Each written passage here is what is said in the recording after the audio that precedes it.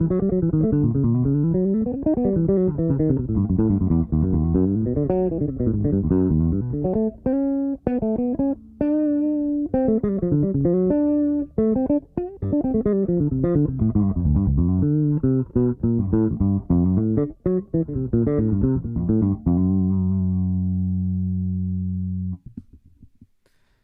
y'all doing? Rating Rookie, rate you. Nice to see you.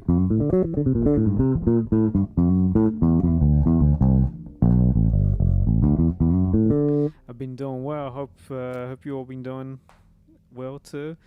Yeah, I've played on David's two tracks on his latest album release, which is really exciting. And I did that earlier this year, actually.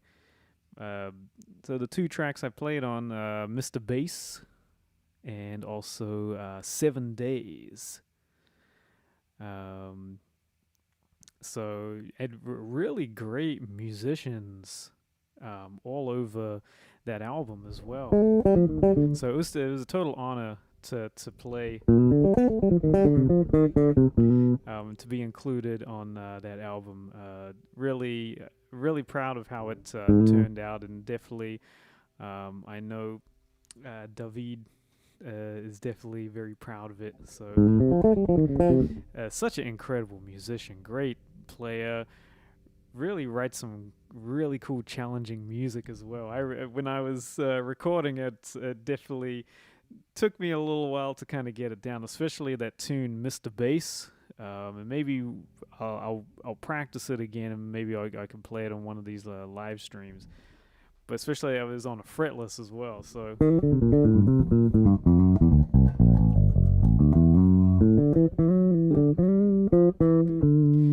yeah, and so there was a few drummers that he featured, and one of the drummers I've played with a few times in person, because he lives in LA, Aman, and he was on the track 7 Days. And so, yeah. So, yeah, a lot of fun. Really cool to be included on that.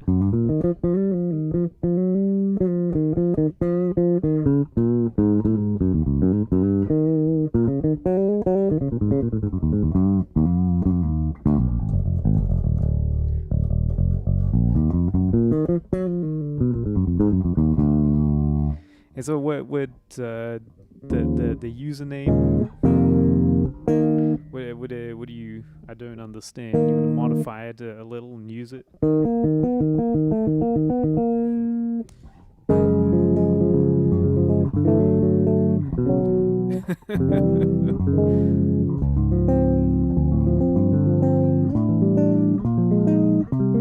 I mean, I like rating Rookie.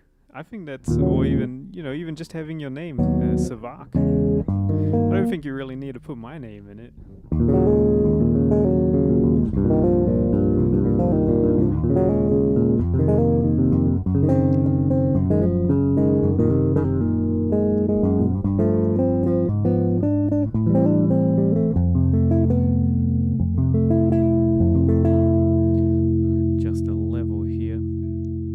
Just going direct tonight. I'm not playing. I've got the amp, actually, the cabinet turned off, so you're just hearing me just direct through my Quilter amp.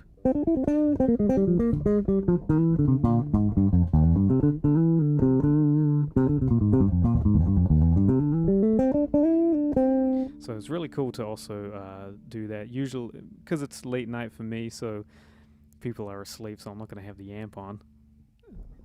But on my usual weekly ones, I have the amp just blasting in here. It sounds great. And I have it mic'd up, so you'll hear both. But anyway, I'm going to just do some playing here.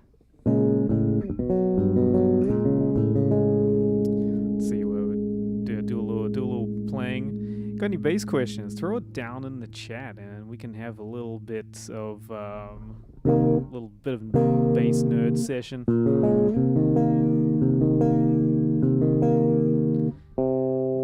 still kind of stretching out my strings. All right.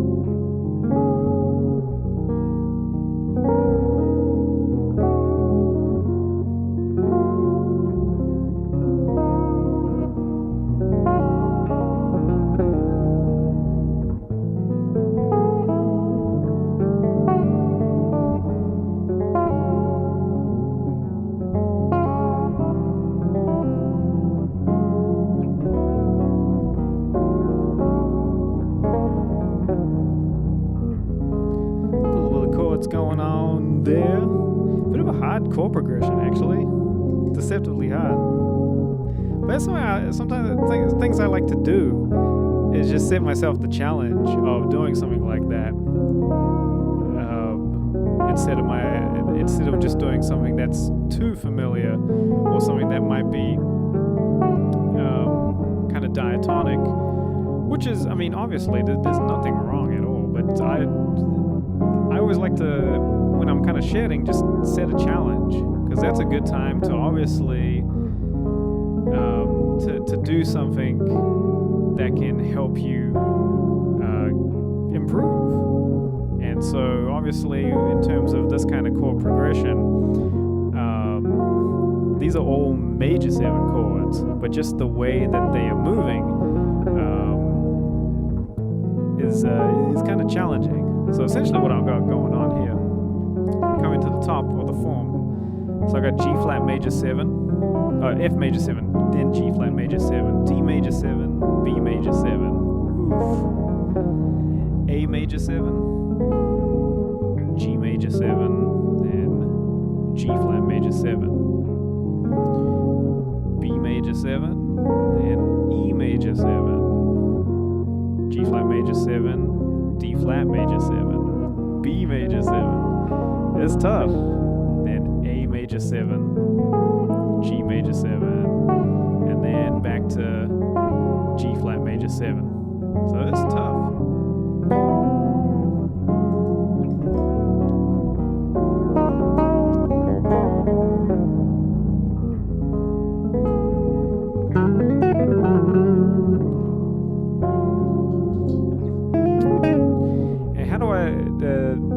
How do you set up your bass and EQ or flat and bridge pickup?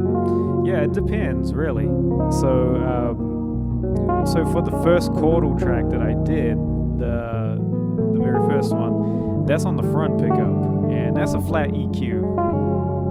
And then when I'm playing stuff on top, so playing, if I'm improvising or playing, playing up high, then I'm gonna put a little more mids in the EQ on the bass, and I was using the bridge pickup as well. And so for the high chords that you're hearing up there, that is with that tone as well. But right now I actually changed to both pickups with some mids boosted, and then I have my tone control kind of open, but not really. I don't really like to have a lot of the brightness coming through in something like this, so it's definitely on the warmer side.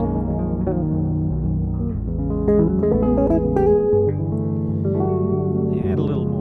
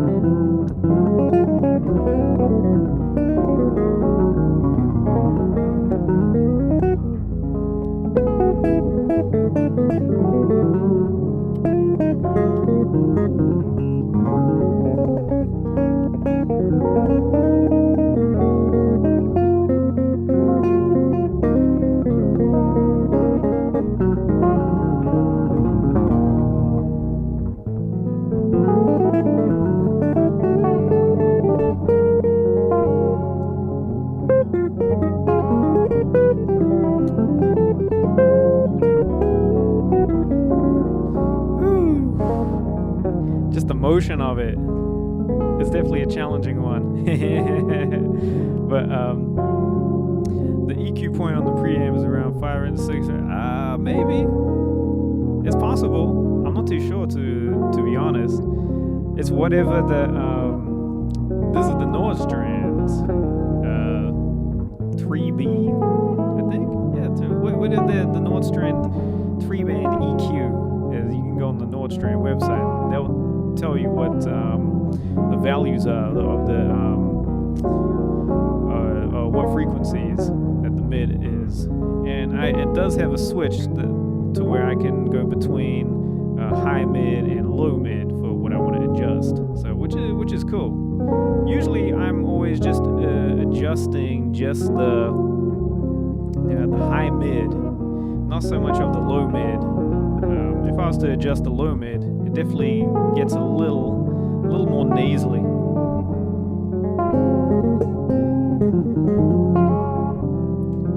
Yeah, I don't really need to.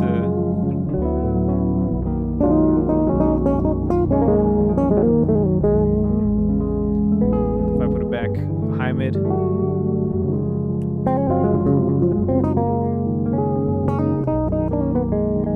Those are the frequencies that I want to, especially if I'm playing lead or playing like a solo, something where I want to be the lead instrument, the lead voice.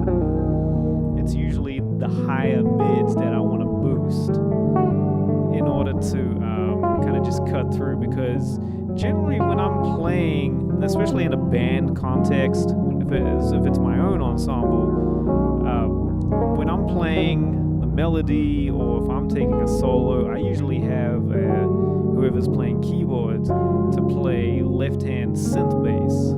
And if they're playing chords and all that, I don't necessarily want to be in that register where I'm playing. So, and also at the same time, I don't want to be like in a super high register as well in terms of frequencies. I don't like the kind of super bright kind of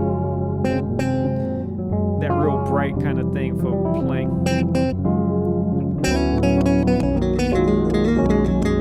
Like to me, that's like that's too much. It's like glass breaking or like nails on a chalkboard sometimes, right? I like to have it a little more warmer sounding. When might I use something that's a little more brighter? It's definitely going to be on a case-by-case basis. That's for sure. Usually if I'm like slapping or something or whatever, but that's the thing. So yeah, that's and it's on the mid, I think it is kind of goes between 1K and 400. That sounds about right. But all I know is that it works for me. It works how I need it. I'm able to adjust whatever frequencies I need to adjust. And Nordstrand are an excellent preamp. I mean, obviously they make Carrie Nordstrand makes incredible electronics and even instruments as well. Like he's definitely got some really cool stuff going on. So I've always been a fan of Nordstrand.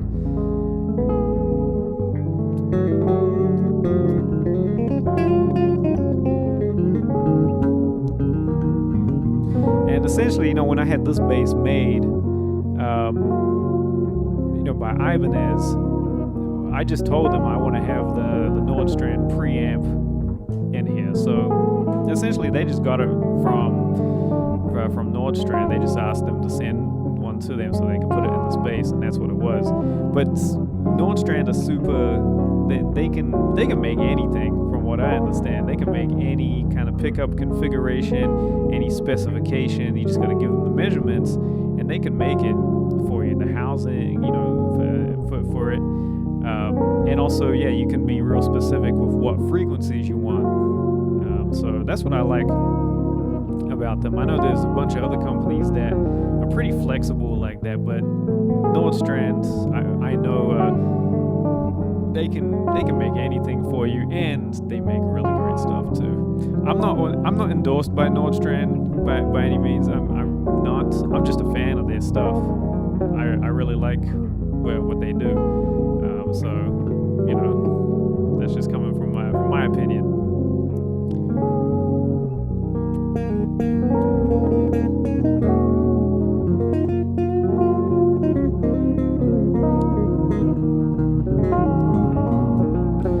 Yeah, you know, I like to have options to play around with.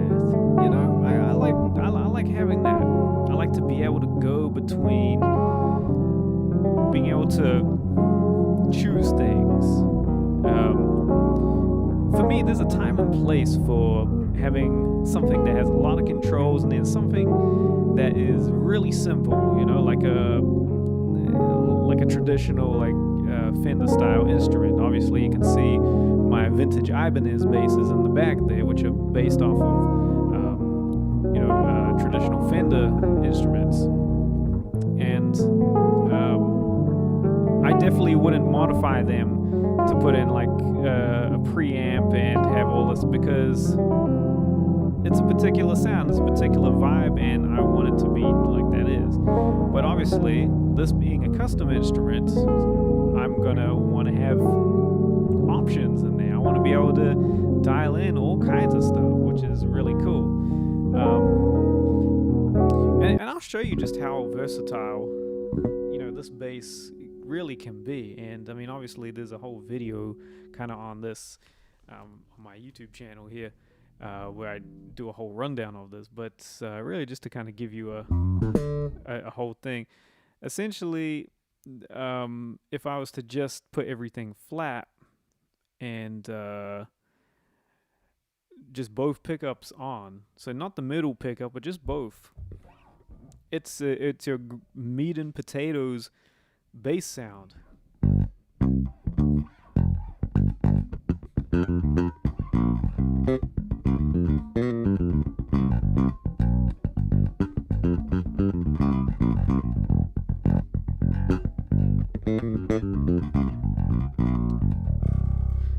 Real modern sounding, real snappy bass, and it sounds like a jazz bass. That's what it is.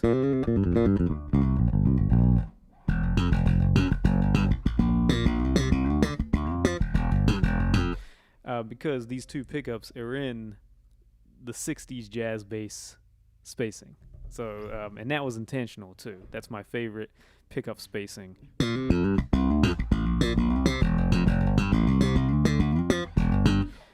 And why did I go with that traditional thing is, again, this bass is an amalgamation of some traditional aspects and some modern aspects. So obviously the traditional being the 60s jazz bass spacing with the pickups, and because that sound is widely used, and especially for what I do, for many things, it's a sound that I'm very familiar with, you know, a lot of recordings, and it's just also such a usable sound in tone for so many things. It's so versatile. I mean, that's the jazz bass for you, right? So that's the essence of it. So this is pretty much a jazz bass. Obviously, it's got some additions to it, being 6 strings and all kinds of 3 pickups. But anyway, so that's just your traditional sound. Now, if I was to bring in the third pickup, the one in the middle, it doesn't sound too different than what you were just hearing. So that's all pickups.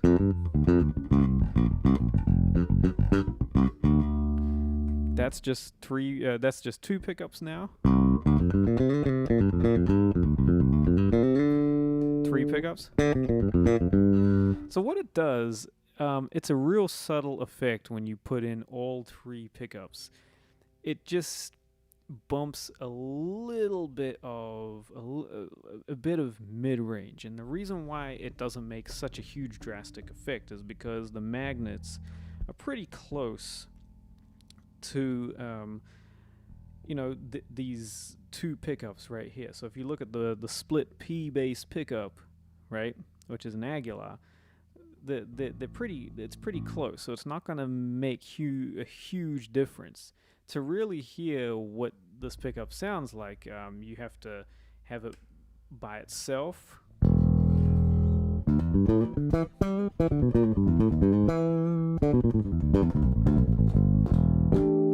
Or have it in combination with one of the other pickups. So this is with it, the middle, the P bass pickup and the neck pickup.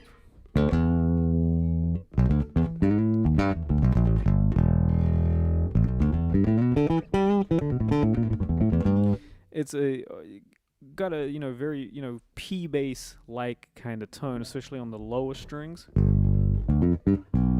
But when you play up high, because you're now combining the position of the magnets on the P bass pickup on the higher strings, playing here, combining it with this, it gives a real interesting sound up high.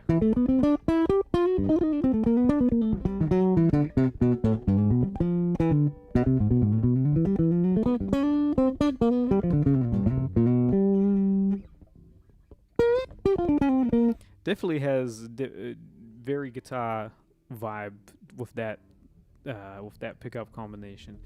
And then when you play it with the P bass pickup and the bridge pickup, it almost has a Music Man kind of.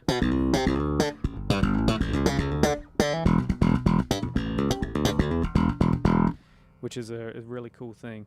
So it's interesting.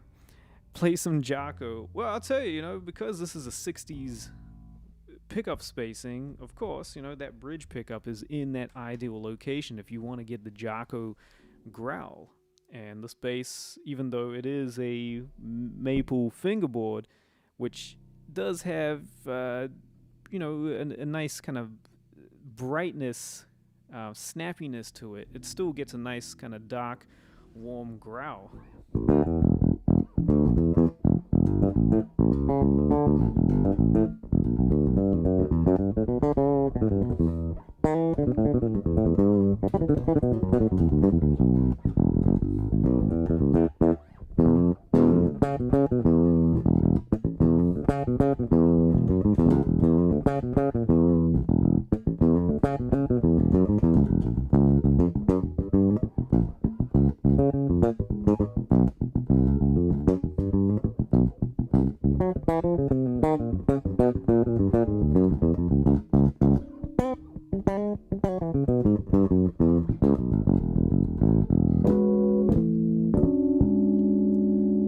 That's what I love about it, is that you can dial that in however you want.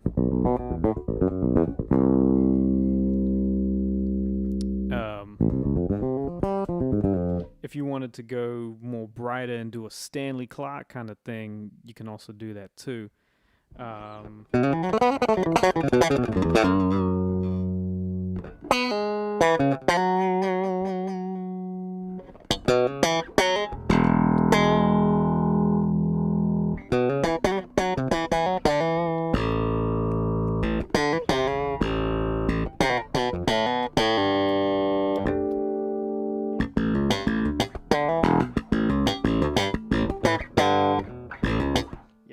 That's the cool thing about it, is that it's just being able to get all kinds of stuff. That was the purpose of having it built, so that it can go between any kind of sound that you want.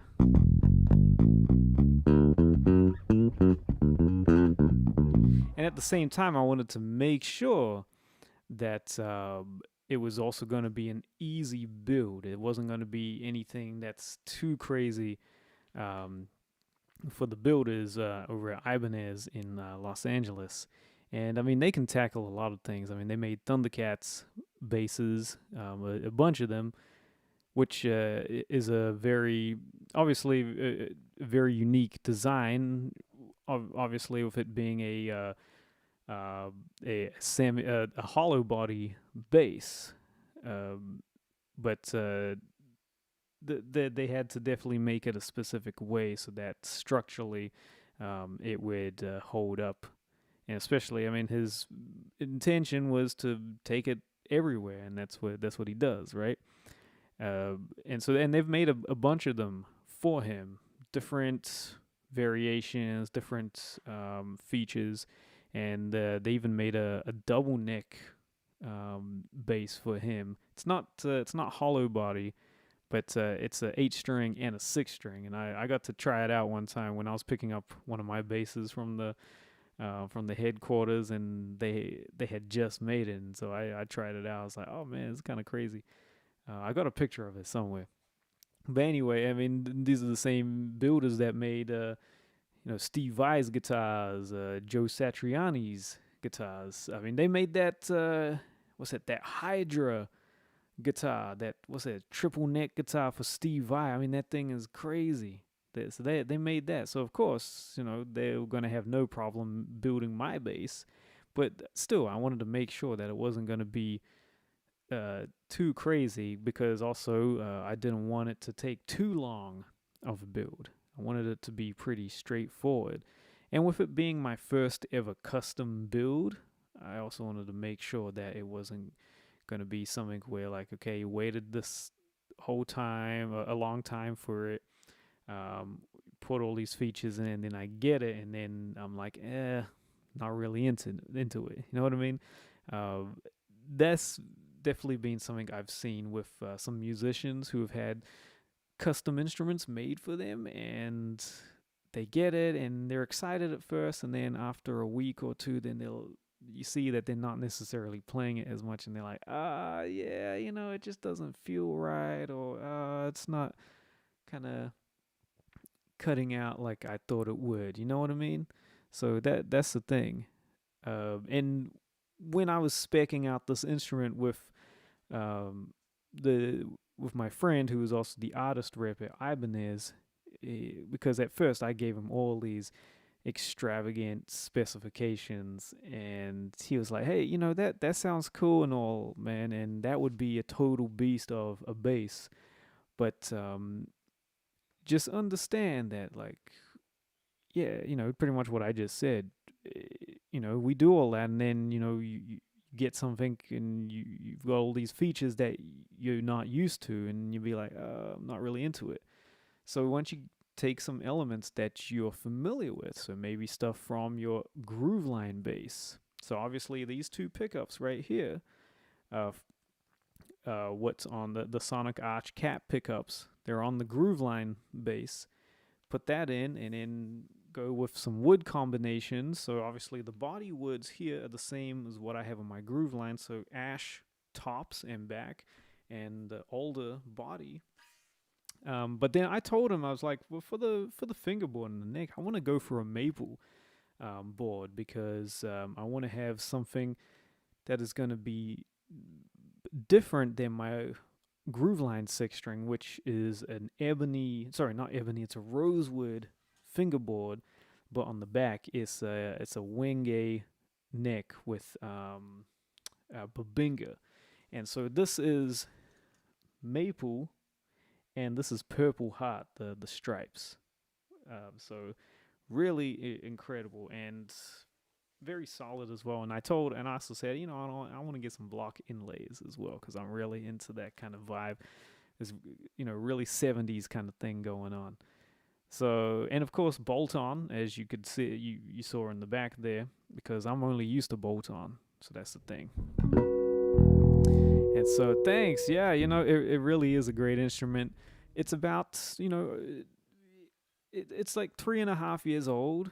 And so it's still, as I play it, it opens up more. So I'm putting some time into it. It's just, over time with an instrument, you put some miles into it, it starts to respond to how you play, and also it just starts to sound better as well. I mean, it sounded incredible right out of the case when I first got it, but it's definitely opened up even more. And also, it settling in as well, especially where I live. which is not really, humid or dry, but I mean, it's definitely different from California, from where it was built, that's for sure. So I absolutely love it, and Ibanez just totally knocked it out of the park. But I mean, yeah, it's a BTB model.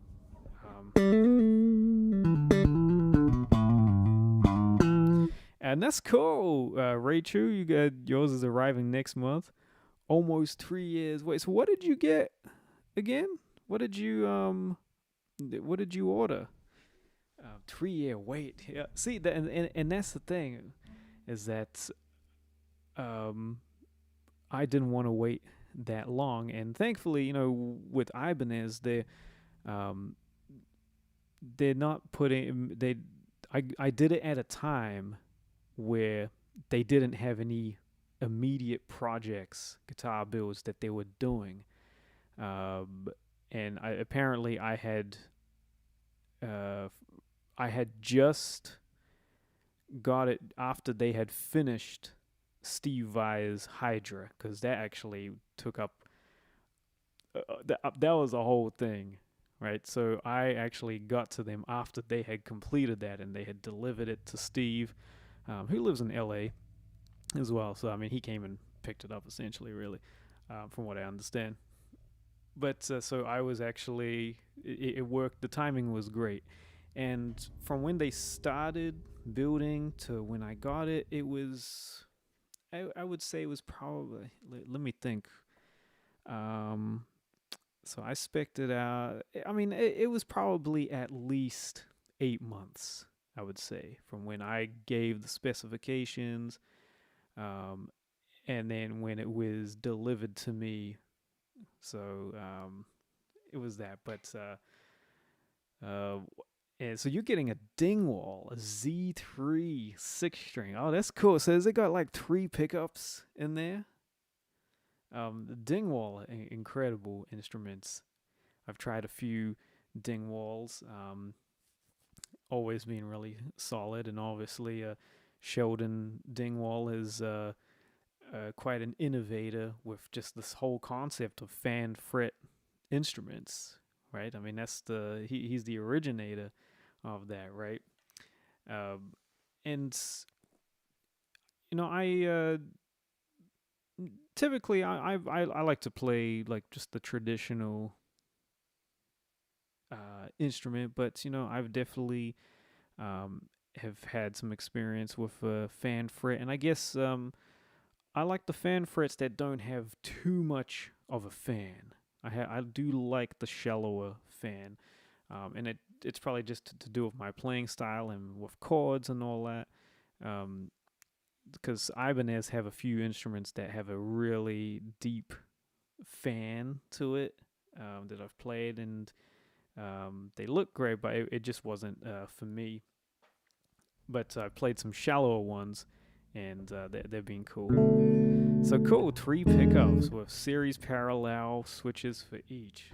So I mean, you got a Swiss Army knife of a bass right there when that gets to you that next month. That's gonna be really cool.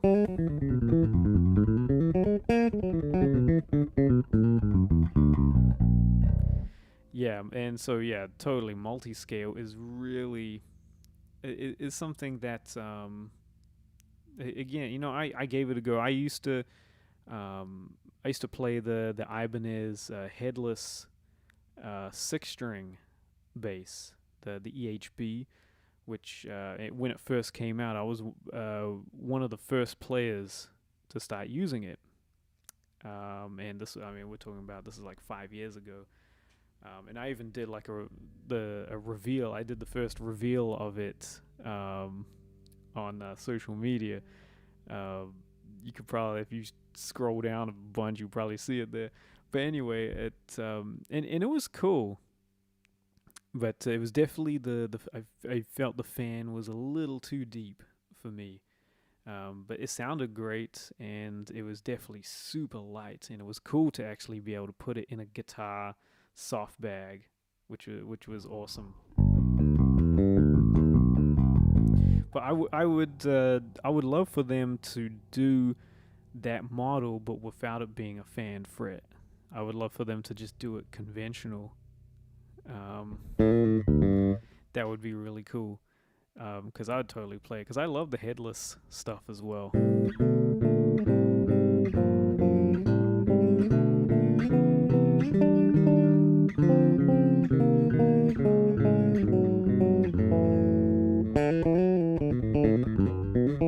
And yeah, so fingers crossed.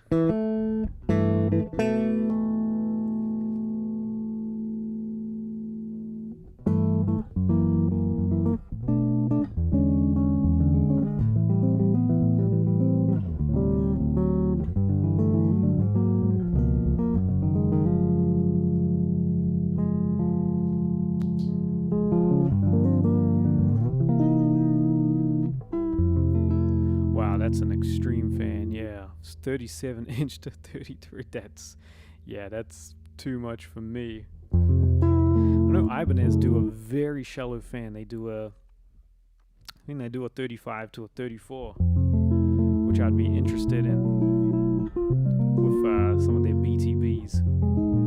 And actually, you know what's funny? So probably 11 years ago now, I did the first video, like demo video or promo video for Ibanez when they first came out with their multi-scale bass. It was a Sound Gear, and I remember when this still on YouTube actually.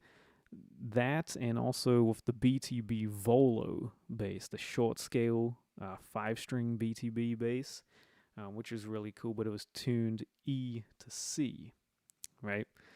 I did. They gave me those two basses for like a month or two to just kind of check out and use them on some gigs. I used the multi-scale. It was a 5-string. I used that on quite a few gigs, and it was really cool. It sounded great, really great punch, really nice. I'm trying to remember, and it was really easy to play as well. I'm trying to remember what the fan on it was. It wasn't too drastic. It felt really comfortable. But anyway, it was a nice instrument, and the Volo bass was really cool too. But I didn't really use it on a gig because I was mainly just using. I might have taken it out on a few maybe, but I was because I was playing my 6-string, so that was if I needed to play that high C. But the 5-string fan fret bass was pretty cool, and so you can see all those on YouTube. And this was like, I mean, again, this is 11 years ago I did that. But yeah, I did that, and then they wanted me to demo those instruments in front of their worldwide distributors. They come for like a meeting, and so they wanted me to play that, which was kind of nerve-wracking, but it was good fun though.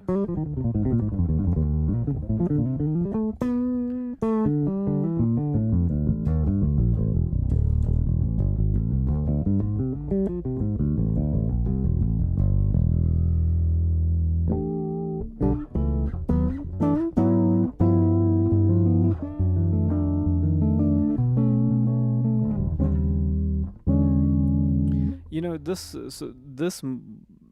SR multi. I mean, that's probably how it is now, but this one in particular, this prototype, was, I don't know. To me, it felt just right. Because I could totally do my thing on it, but and I think also it also depends like where exactly where it starts to fan as well, what fret area. I know that makes a difference as well. And different companies have they put it in a different place. Yeah, where obviously, Sheldon Dingwall, that's his thing, right? He's got it figured out.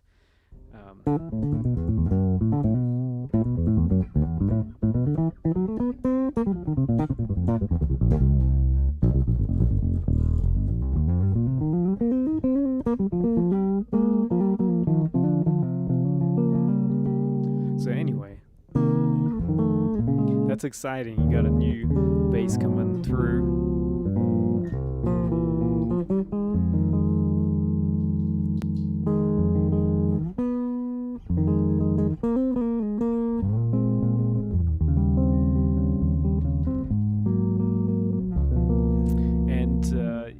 Yeah, typically the sound gears do have a tighter string spacing.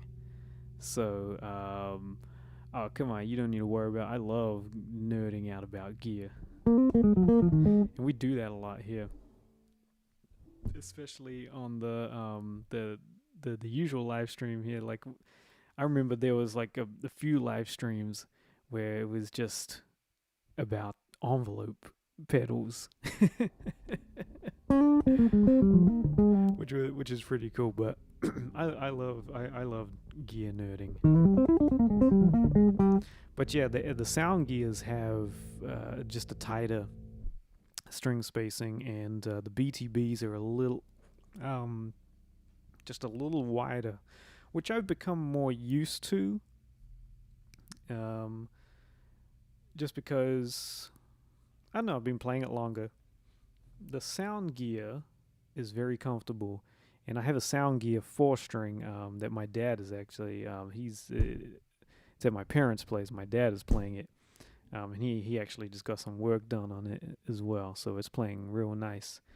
But it's got a very slim neck on it, which is really good. It's a really easy bass to play, but when I play it, it feels like a ukulele, you know. And believe it or not, you know, this neck is a little narrower than my groove line bass. My groove line, it's got a little wider spacing, and I'm definitely used to that. So, which is really cool.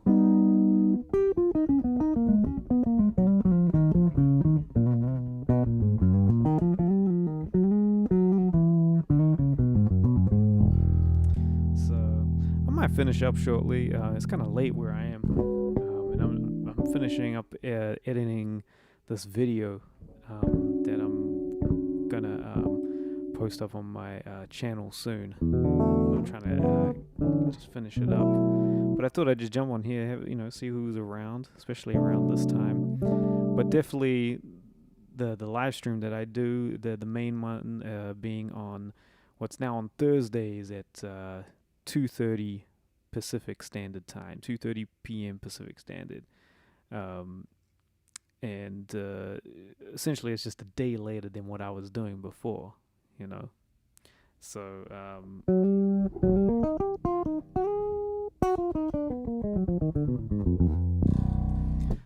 I'll probably sign off here in a few minutes and try and finish editing this video. I'm almost done with it, so really excited. You know, you'll see what it is when I post it up. So it's gonna be cool. I'll just play a little bit and see what we get going here.